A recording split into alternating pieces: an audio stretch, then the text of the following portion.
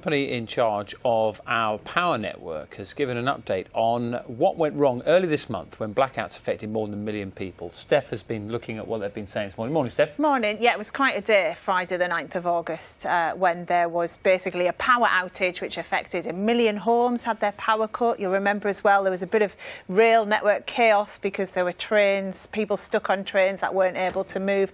And then on top of that as well, Ipswich Hospital had a blackout.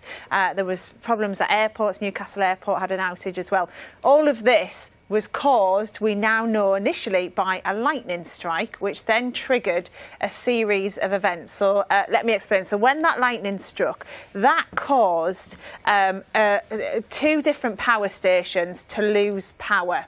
So because they lost power and they were supplying the grid, it meant that the grid has, what they're saying was an extremely rare and unprecedented power drop. So they suddenly had a drop in the power that was being provided to them. Now, what the job of the National Grid is to try and keep everything stable. So they want all the power to be going out at 50 hertz frequency. But because of this power drop, it then meant that it fell below that stable 50 hertz. This then kicks off a safety system in National Grid, which then means more supply is brought in to try and get that frequency back up to 50. What happened was that they didn't have enough. So there wasn't enough backup in order to get that back up to 50.